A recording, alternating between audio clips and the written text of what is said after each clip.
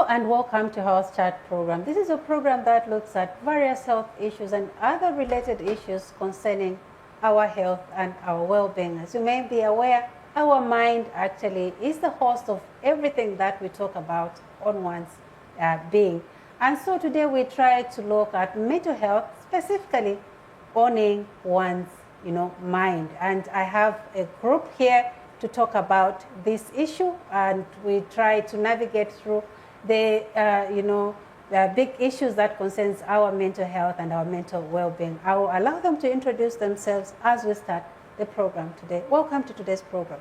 Thank you very much. All right, I'll start with my person on my immediate right. Please kindly introduce yourself. Thank you so much. My name is Ganikisa Kenneth David Lwenje. Okay. I am a second year student at the University of Zambia studying commerce and entrepreneurship. Away from that, I am also training to be a recovery wellness coach. Great. Next. My name is Gift Mupenda. I'm a second year student at the University of Zambia, and I'm studying adult education, and I'm also doing recovery coaching. Okay, great. On my far right, yes. Thank you very much for this opportunity. I don't take it so lightly. So my name is Coach Rabson and I'm the founder of Elevated Initiatives, which is a social enterprise that's really building capacity among the young people on how they can just really develop mental health skills and of course what we call recovery capital, and of course how they can also build their business management skills as well. Great. We are happy to have you in studio, Coach. Thank you very much. Thank you. We're talking of, mental health, mental well-being. Maybe in a nutshell, if we say mental health, what is it?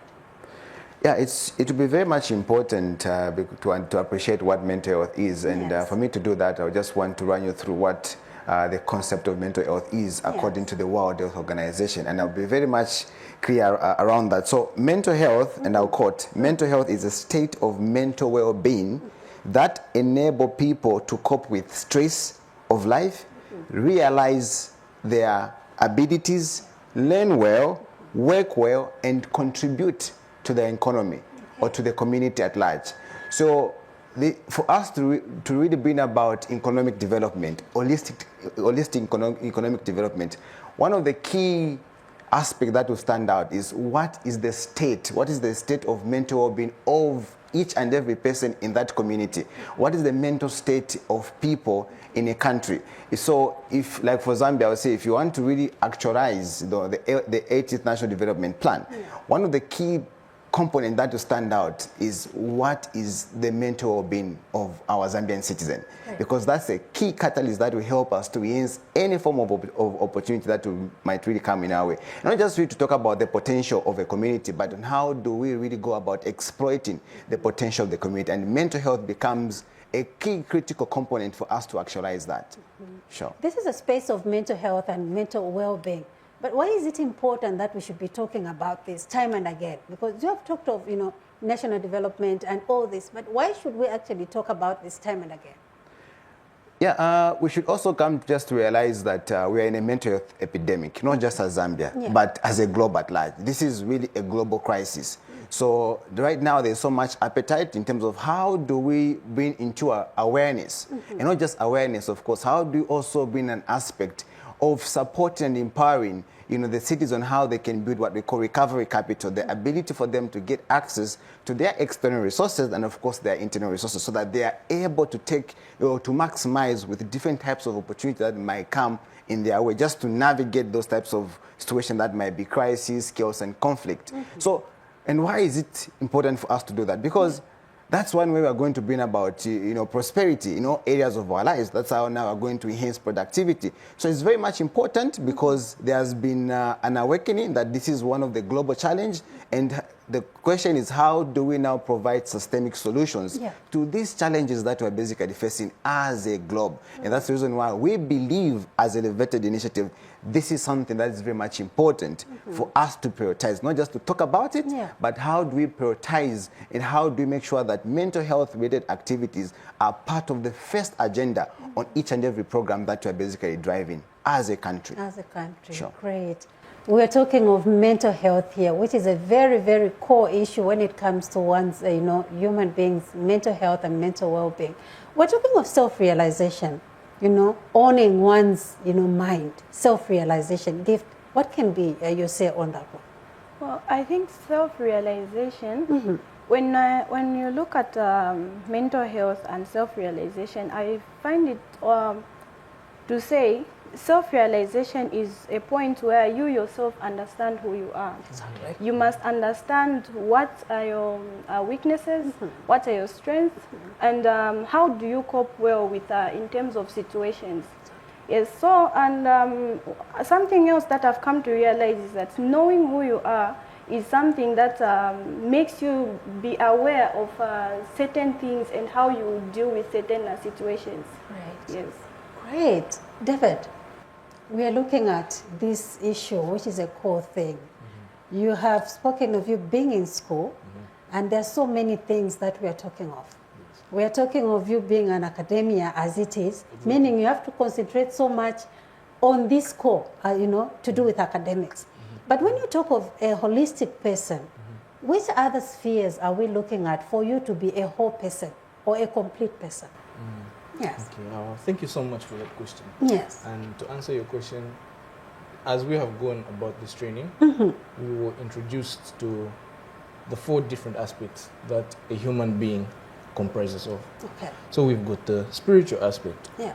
We've got the emotional aspect.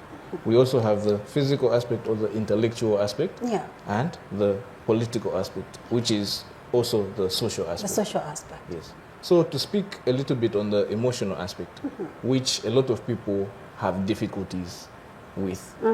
The thing is, emotions are not all too easily regulated, especially for when they're not being taught to us.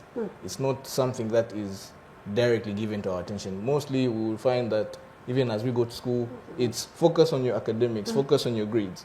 But if your emotions are not in check, what happens to your academics? What happens to your relationships? You see how important this is, right? We've got a lot of fellow youths also who find themselves in different situations, or because of one thing, an inability to manage or regulate their emotions. Okay. Yes. And with this talk, we hope to try and address that. Okay. Yes, exactly. Great. Thank you so much. Gift, we are in this space.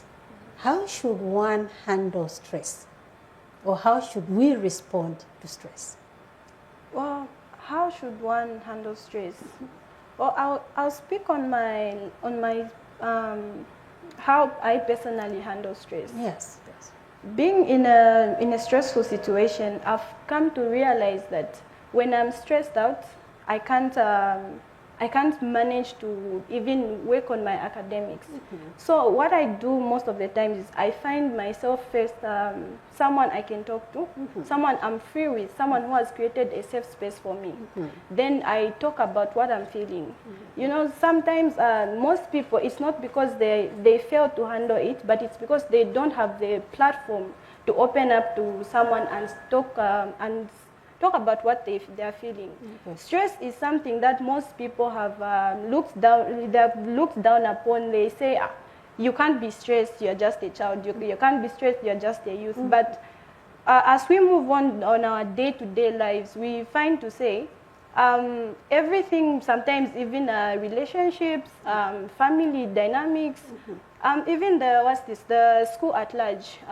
Me being a student, I find that there are certain things like peer pressure that stresses me out, family dynamics that stresses me out. So when I talk about it, I find myself opening up, and that stress is being relieved. Like they say, a problem shared is a problem solved. Yeah. So that is how I myself deal with stress. Great.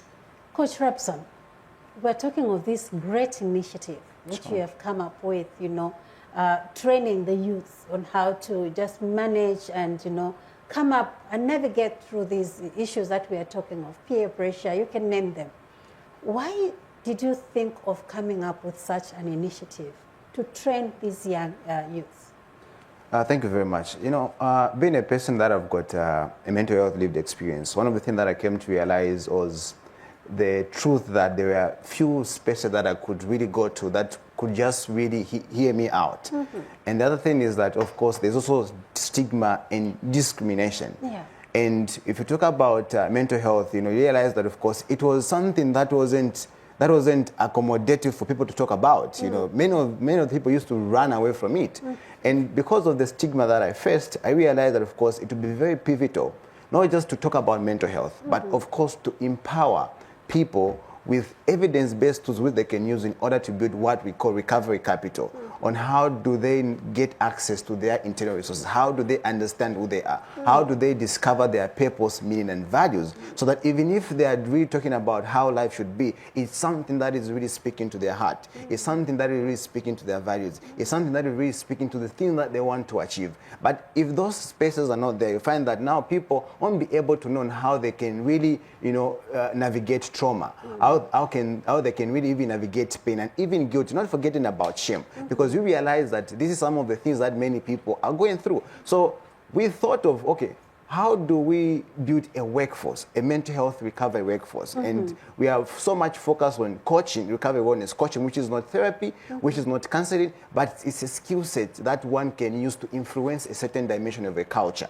You see, and what we are doing is that how do we also making sure that these students are empowered with the skill that they need so that they can now go out in different spaces and hold what we call containers. This is a platform where someone doesn't feel judged, someone is open up to just share some of the things that they feel is not something that is very much ideal for them to experience. So it's really creating a platform where people get to learn on how they can regulate, because that's one thing that we also realize that is not really common in our society.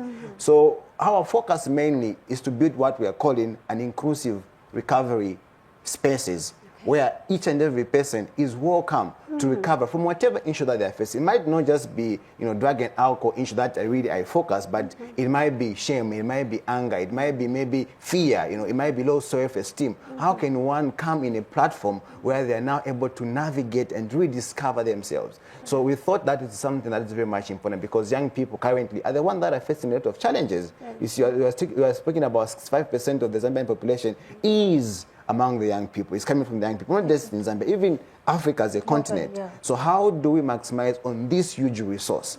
If these young people, if our young people are not able to think critically, to manage our emotions, it will be disadvantageous to ourselves, meaning we won't become assets.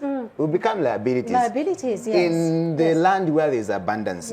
Yeah. So I thought that was one thing that really inspired, together with my team, to formulate and pioneer this program. Such a powerful program. Sure. Great. David, we are looking at this program that you have, been initiated into, and you're taking charge of what is, happening in that space. How are you engaging, as just in this space? How are you engaging? Before we could even talk of engaging others when they are coming to see you, or maybe to just check up on you and see how you're faring. But as you who have been trained, how are you faring? So as of now, I would say, especially with the aspect of emotional intelligence development, it has helped me a great deal, even with especially with relating to other people. Yes. Okay. I would find that sometimes people are stressed. So sometimes they can give you an unfavorable response, and you take it personally. You say, is there something wrong with me? Am I a problem? Am I bothering this person? But really, when you go deep into it, if you use your emotional intelligence, rather, use it, and you understand that, these emotions are only coming about because of a response I was given. But that response isn't given to me. That person has things behind Other them. issues. Other issues. Exactly. They away just want to from me. come and vent on you. Exactly. And that's why you see the importance of a recovery wellness coach. Okay. Someone who comes in to listen, to understand the situation, not to give answers, but to ask the right questions. Great. Yes. Great. Gift. How have you found yourself in this space? How has it helped you? Well, it has really helped me a very big deal in such a state that I now know how to manage my emotions. I know how to manage my academics. And intellectually, I'm doing very, very good. Spiritually, I'm very much, I'm building on that. And then socially, I'm very good at it. I'm getting well good at it each and every day because of this very recovery coach, which I was initiated in. I've come to understand that most of the times it is not because you don't have a certain thing or a certain ideas, like certain ideas, but it is because you just don't have the platform to put those ideas. The ideas you have them, the answers you have them, but you just don't have the platform to bring those ideas out. And this recovery coach initiative has really helped me to open up, to be open to myself, to be open to my fellow peers, to be open to even to my family. I'm now an open person. Yes. I remember before joining this initiative, I was one silent girl. I was very shy, very nervous, always nervous, and I couldn't even face my problems head on. I couldn't face my situations head on. But now I know that I am not the problem. I'm just part of the process. Ah, great. I am just part of the process, and looking at that, I've come to understand that I can do it. Wow. I can do it. Yes, yes. Yes. Great. Coach Rabson, these are already testimonies that we are hearing and getting. From the time you started until now, how can you gauge the levels at which you are? How have you impacted in these young people's lives? If you look at this kind of initiative that you've come up with. Yeah, sometimes I always feel like crying whenever when you hear sad. There's some good people that really comes in. Yeah. But one thing that has really just helped me is to realize that sometimes what stands in your way becomes a way. Yeah. You know, sometimes what you thought was a struggle, there's a place where it can become a strategy. Exactly. Sometimes the thing that we think or feel or what I thought was an obstacle in my life are some of the things that are becoming, an opportunity. And most important, not just for me to survive, but mainly I've seen myself thriving. And as much as I'm thriving, the question that comes in, am I going just to thrive alone? Or is it that, of course, there's a type of a tribe or a community that I really have to build, And it's stories like this that really, challenges me a lot. Because even me, if you asked me 10 years ago, I don't think I would have even told you to say, I'm going to be in a place like this. There's no way, you see. But it's because there has also been a hand of God. There's a spiritual alignment or attachment that really gives me the confidence to see how do I also become, an asset or a beacon of hope to other people that might be struggling through some of the things that maybe I struggled with, or maybe some of the things that I believe or maybe they think that is very much important. Because if you look at the framework that we use, we believe that whatever it is that we are looking for outside there, it's inside ourselves. Of us. It's inside of ourselves. Yes. So the whole thing that we do is just to listen to people, because many people not always, whenever you share something with them, the first thing that they want to do is to advise you. You see, but there's a place where you just listen to someone, make the other person listen to themselves, because they are the masters and experts of some of the things that they're basically going through, especially when it comes to things to do with emotions. They're the one that to share with you to say, I think this is something that I've been having as a challenge. So recovery wellness coaching, I always say, is not counseling, it's not therapy. Of course, there's got some therapeutic essence aspect to it, but it's a skill set that one can use to influence culture. It might be to move from a culture of addiction. Others, it might be just to move from a culture of diversity and move all the way to a culture of recovery, where they are now able to develop the resiliency. And it's only when you develop resiliency, which I believe is something that is very much teachable, that now you'll be able to grow. Right. And that growth should be sustainable. Right. It should be, how are you also becoming of value to the next person? Right. How are you speaking a language that is so much empowering, that is able to help someone to build what I can call the positive intelligence, to see, like what Gift has said, like, I know that I can do it. Yes. Just that I can do it. It's some of the things that many of us young people are really craving for. Like Zambia has got a lot of resources. That's what I mean. Yeah. So it's not really about there isn't money. It's just that there are people, we've got people that haven't realized what their purpose, what their values, and what their meaning is. And once we find those things, like also David mentions, we are focusing on how do we making sure that these people are able to pay attention to what we call the full leadership model, where they're able to pay attention to their spiritual intelligence, their emotional intelligence, their political intelligence, and of course, their social, I can say their physical. Their physical, yes. You see, so that when they are now developing, they're able to have an holistic lens towards their personal excellence, public, and of course, personal excellence. So I think I really get inspired. So this is like fuel that really helps me to say, how can I do more? But of course, I cannot do it alone. I also need a team. And this is the team that I've realized is very much important for us to build. I love the positive energy here. You know, because when you talk like that, I know someone out there is listening, and obviously they might actually cop in and simply say, I think maybe I might look at the emotional aspect of it. Maybe I can be in a safer space. Sure.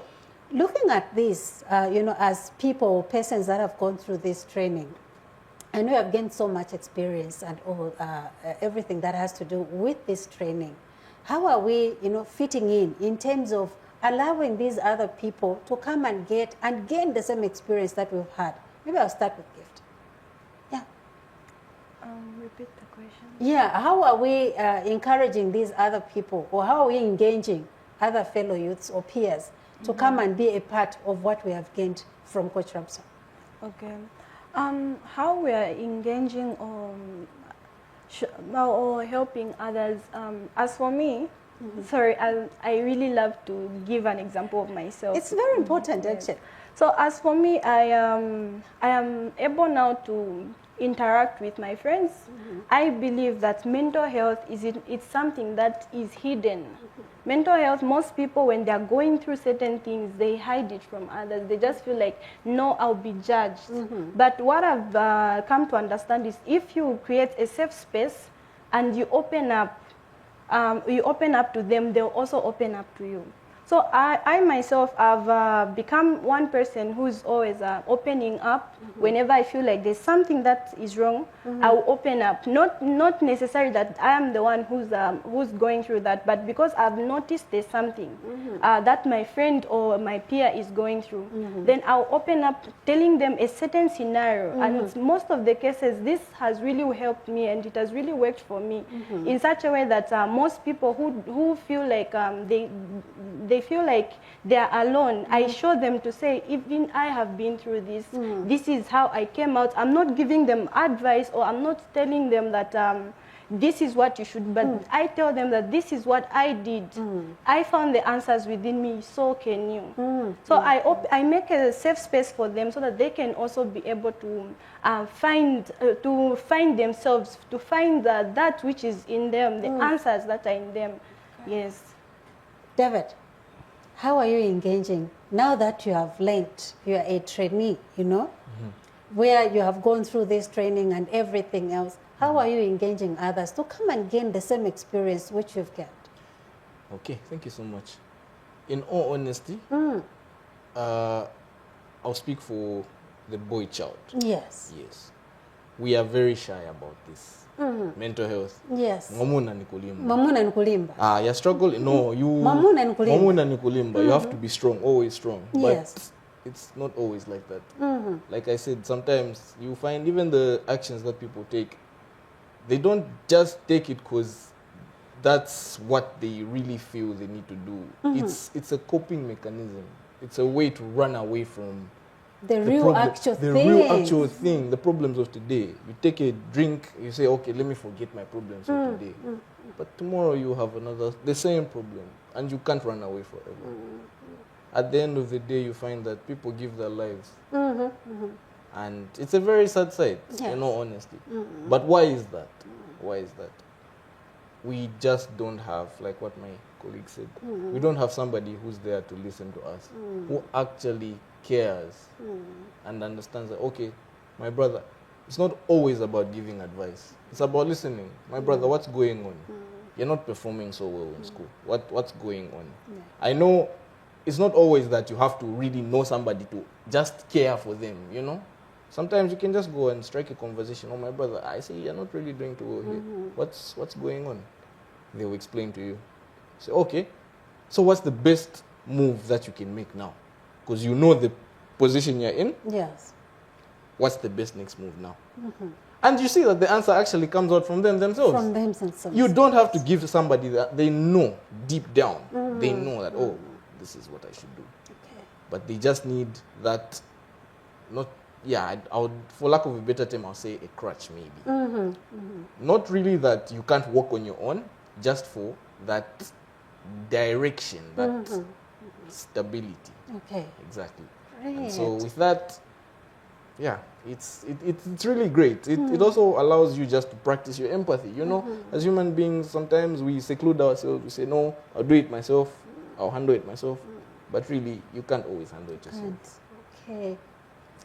I'm listening attentively here and also learning to say actually there's a part which each and everyone can learn from everything else which is being discussed here. Coach, you're talking of these institutions, and there are so many vices which are going on in these schools, which we have read from statistics, you can get in terms of, substance abuse and these other bad vices. How is your space when it comes to these issues? How are you helping these people that are going through such kind of things? Students can go in all sorts of things. They can do all sorts of things because of, it could be peer pressure. Sure. Just pressures, family dynamics, as Gift, mentioned earlier. What is it that you're doing to help these people that are going through, these issues of life?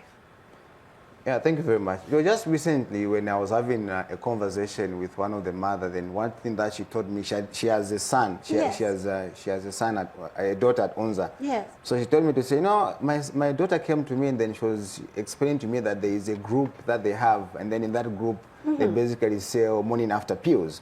It's a WhatsApp group. Yeah, in school. So they sell morning after pills.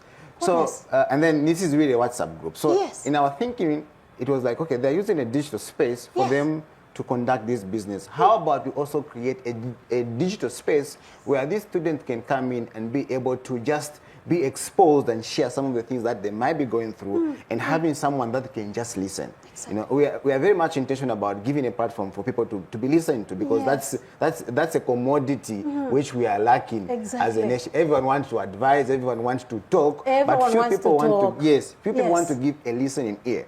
So one thing that we've done, we've created a digital platform, of course, and then in this digital platform, this is where now students are able to log in, and of course, they can log in without their camera on. They can log in without their name on. They can just all want to hear just for them to be listened to, and of course to guide them on how they can just be, and always to ask them powerful questions on how they can just listen to themselves. Because if you're talking about listening, we always say there are 3 levels of listening. There's level 1 where I'm just listening to myself. Okay. There's level 2 where you have to listen to how also the conversation is impacting me as I'm interacting with you. Right. You see, there's also level 3 where now this conversation that we are having, how is it impacting all of us? And what's the purpose of having this conversation? Exactly. Not a situation where I'm having a conversation with you. Then the first thing that I want to do is just to advise you. And when that space is not there, people won't be able to share with you what it is that, of course, they would want to share with. And then when someone shares, it's very pivotal that, of course, in a guided environment, it is very much possible that there will be something that they will realize that I have to do, And that's one thing that we believe we are basically like. So what are we doing? We're making sure that we've created, of course, this hybrid, but we've been able to maximize on the digital landscape. What is the digital landscape, and how do we use social media, digital platform, to really provide evidence-based solutions, evidence-based practices, so that at least each and every person is able to hear, to find their voice. And once someone finds their voice, I'll tell you to say, I was addicted to alcohol. I was in a state of crisis, chaos, and conflict. My culture was all of that adversity, all of that, addiction. But for me to stand here, it's because there is someone out there who just listened to me and believed in me more than I even believed in myself. Very, very true. You see, and I was like, no, Rabson, you can do it. Maybe how about you do this? How about you do this? And I realized, okay, and that's what has happened. Someone just asked me the right question that helped me realize that no, if I want things to change, I have to change myself. If I want things to get better, myself, I have to get better. No one will do push-ups for me and expect my biceps to grow my biceps. You see what I mean? Yes. So I have to do my own push-ups so that I'm able to develop, the body, the physiology that I want. Same applies to the life. If I want to design a life that I want to design, I have to take full responsibility. And that's why now we say I always have to own my mind, because that's the workshop where everything starts from. I have to pay attention to the food that I'm eating. I have to pay attention to the music that I'm listening to. I have to pay attention to the movies that I'm watching, because those are the things that triggered, my attitude of reacting to issues rather than responding to issues. So it's an aspect of bringing, these issues to say, is this something that we are aware of, that this thing can really influence the way we respond to issues, the way we develop our character. So these are some of the things that we are trying to bring, to some of our young people, to some of our fellow young people, to say, are you considering, just a question, are you considering this? Have you tried this? What do you think about this? Because we know that the life that they want to create is not maybe the life that I'm living right now, but they are the architecture of the life that they want to live. Exactly. So it has to come from them, and not from me. You see, I don't know what she's doing a different course, you know.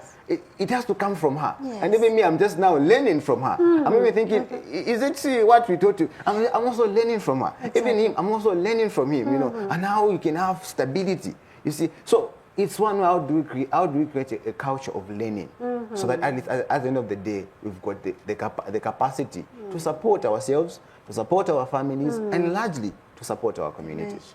Great. It sounds really good and, very, very motivating. Gift, we are already in this space, where we want to create even more positive minds out there.